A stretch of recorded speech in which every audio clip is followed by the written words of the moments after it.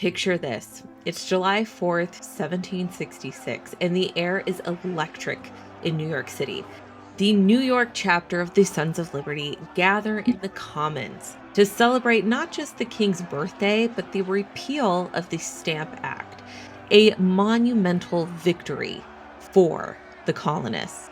With 25 cords of wood at its base and 12 tar barrels at its peak, they build a massive pole.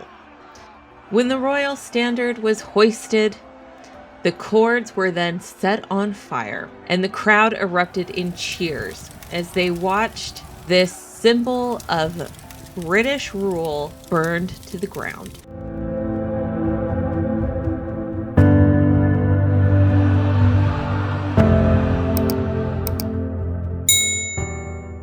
Welcome back to Historical USA, where we discover the people, places, and events that shaped America.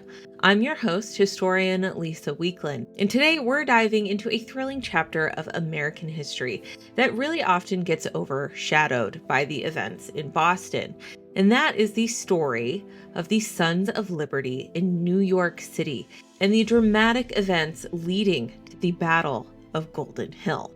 After torching the flagpole and the royal standard, they then erect a second pole.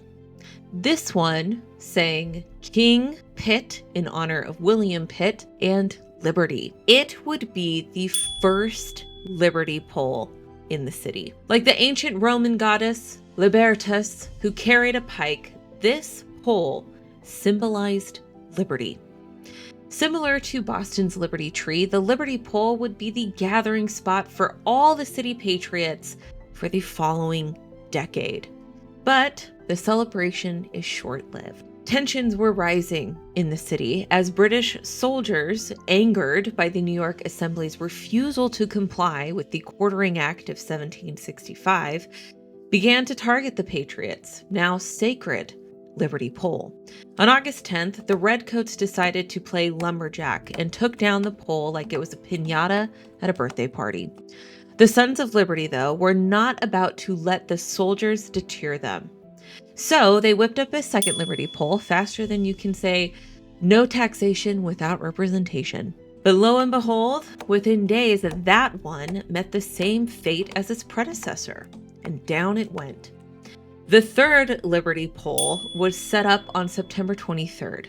And at this point, New York's Governor Moore, specifically told the troops, okay, enough is enough. You cannot chop down the Liberty Pole anymore.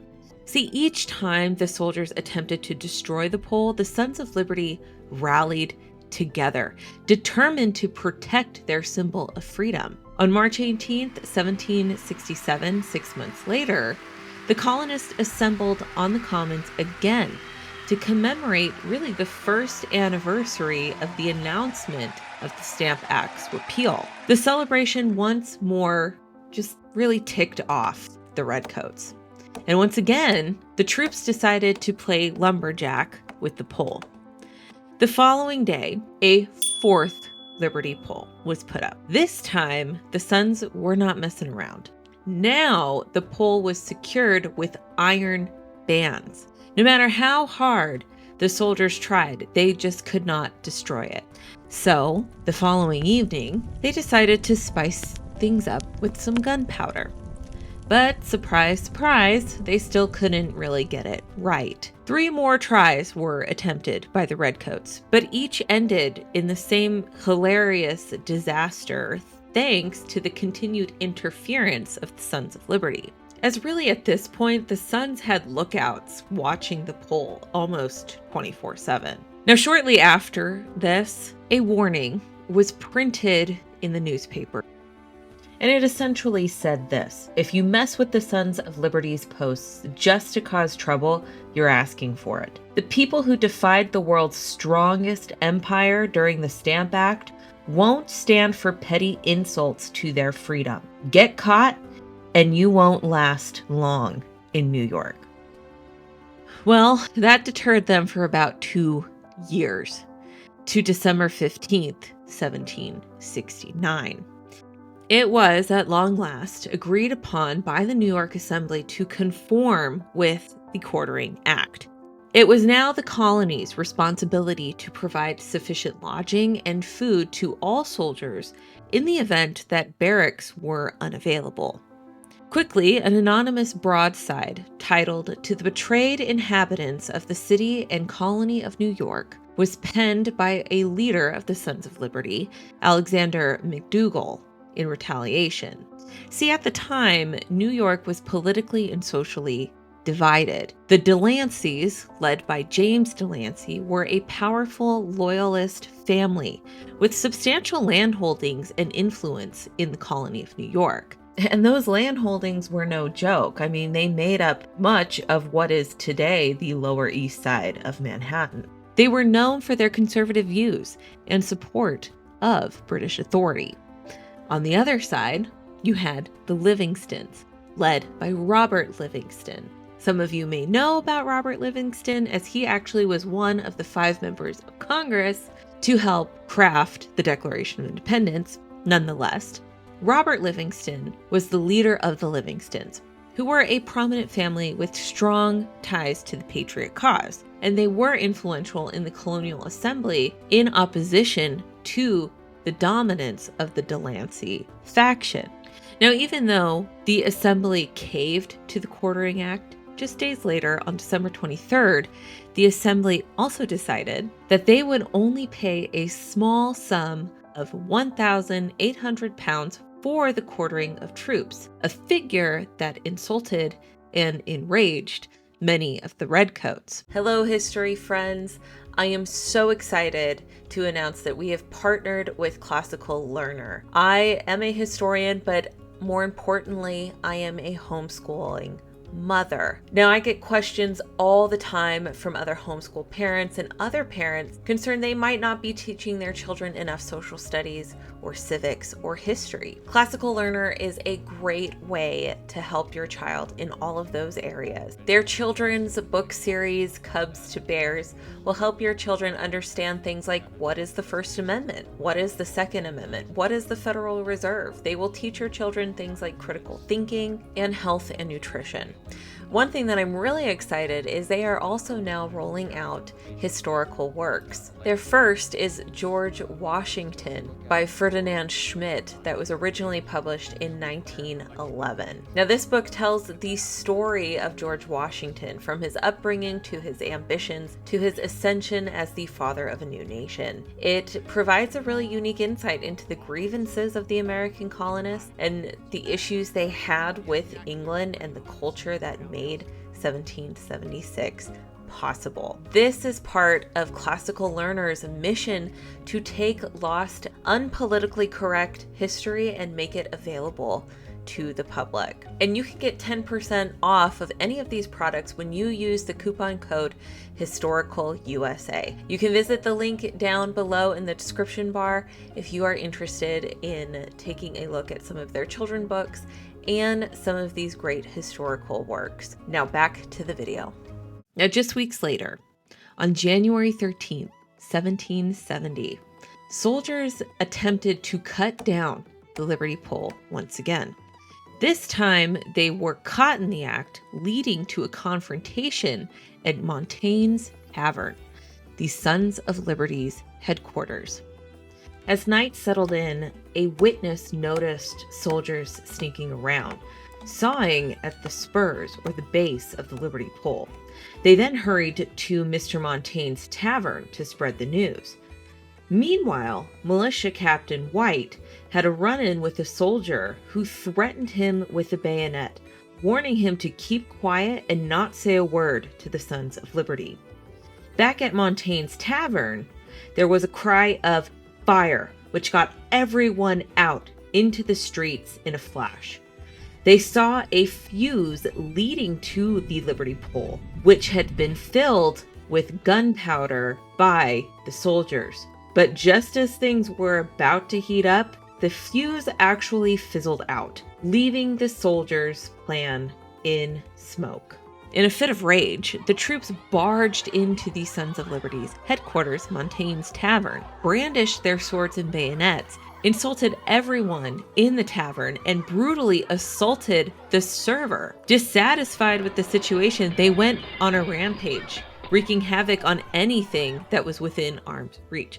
They essentially just trashed the entire tavern. Yet that's gonna really go over well, right? 2 days later, an author using the pseudonym Brutus had an item published in the New York Gazette.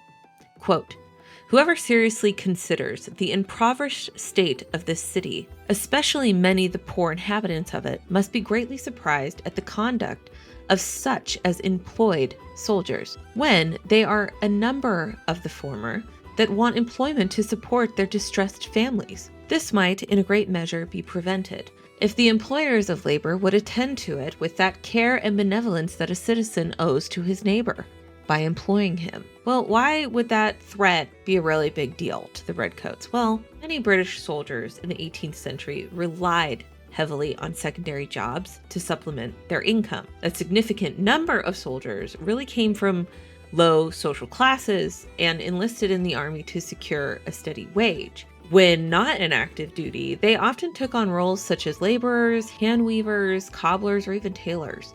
And these jobs provided additional income and help to not just the soldiers, but also to support the soldiers' families. A threat like this really led to further escalation. And on January 16th, 1770, the soldiers, humiliated and furious, finally succeeded in not just cutting down the Liberty Pole, but literally blowing it up using large amounts of gunpowder. They then threw all the pieces in front of Montaine's taverns as a taunt to the Sons of Liberty. But the Sons were not easily defeated. They called for a meeting and declared that no soldier will be employed in the city, making this a turning point in resistance. Now, on January 19th, a handbill mocking the Sons of Liberty circulates throughout the city, igniting further tension. Finding the unit of soldiers responsible for posting them did take some time, but leaders of the Sons of Liberty, Walter Quackenbos and Isaac Sears, was able to track them down. Now, this handbill was titled God and a Soldier, and it read, "Whereas an uncommon and riotous disturbance prevails throughout this city by some of its inhabitants, who style themselves the Sons of Liberty, but rather may more properly be called real enemies to society. And whereas the army, now quartered in New York, are represented in a heinous light to their officers and others for having propagated a disturbance in this city by attempting to destroy their Liberty Pole in the fields, which, being now completed, without the assistance of the army, we have reason to laugh at them and beg the public only to preserve how chagrined those pretended Sons of Liberty look as they pass through the streets, especially as these great heroes thought their freedom depended on a piece of wood." End quote. Well, Quackenbos would grab a soldier with multiple handbills in his possession, and Sears would grab a soldier who had finished posting one. They were taken to the mayor's house so that they could file a formal complaint against the Redcoats. However, the soldiers, now feeling emboldened, attempted to rescue their comrades detained by the colonists. What would follow is a chaotic confrontation that would come to be known as the Battle of Golden Hill. Now, as the alarm spread throughout the barracks, soldiers rushed to the mayor's house, desperate to rescue their comrades who had been detained. A considerable crowd then gathered, fueled by curiosity and concern. The atmosphere was electric, charged with the potential of violence. 20 soldiers, armed with cutlasses and bayonets, confronted the mayor's door. They demanded the release of their fellow soldiers, but Captain Richardson stood firm and urged them to return to their barracks, saying, quote, "The mayor will do them justice," he insisted. But the soldiers, they were not dissuaded. As the soldiers reluctantly retreated, the colonists would follow close behind them. Wary of the armed men marching through their streets. They felt vulnerable, knowing the soldiers had already drawn their swords. Little did they know, though, more soldiers were joining the fray, positioning themselves behind the colonists, creating a rather precarious situation. The commander atop Golden Hill saw an opportunity. With a commanding shout, he ordered his men to, quote, draw your bayonets and cut your way through them, end quote. The colonists, armed only with makeshift weapons, braced themselves for the impending clash. Golden Hill became a battleground. Colonists wielded rungs and sticks, desperately defending their fellow citizens against the onslaught of armed soldiers. The chaos erupted as soldiers attacked indiscriminately, cutting down anyone in their path, including a lamplighter and a sailor. In the midst of the turmoil, Captain Richardson fought valiantly, using a stick to fend off two soldiers. He was determined to protect the unarmed colonists, refusing to escalate the violence further. But the soldiers were seeing red. They were relentless, seeking vengeance for their embarrassment throughout the entire episode. The aftermath of the battle left the streets stained with fear and anger. The following days saw more clashes as soldiers continued to lash out at the colonists. The tension was palpable, and the desire for freedom was growing ever stronger. Now, in the wake of the violence, the Sons of Liberty took action. They petitioned the mayor for permission to erect a fifth Liberty Pole, a symbol of their defiance against British rule. When their request was denied, they then purchased land and prepared to raise a new pole themselves.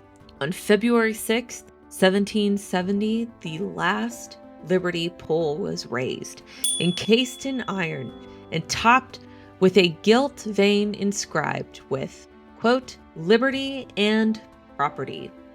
This act of defiance was a rallying cry for the colonists, a testament to their unwavering spirit in the face of opposition. The Battle of Golden Hill may not have been the most famous conflict of the American Revolution, but it was a crucial moment that showcased the growing divide between the colonists and British soldiers. It really was a precursor to the larger battles that would soon follow as the fight for independence gained momentum. Join us next week as we continue to explore this road to revolution. And don't forget to subscribe to this channel and smack that bell so you'll be notified anytime I post a new video. Until then, keep learning, keep questioning, and remember that the past is never truly behind us. Bye.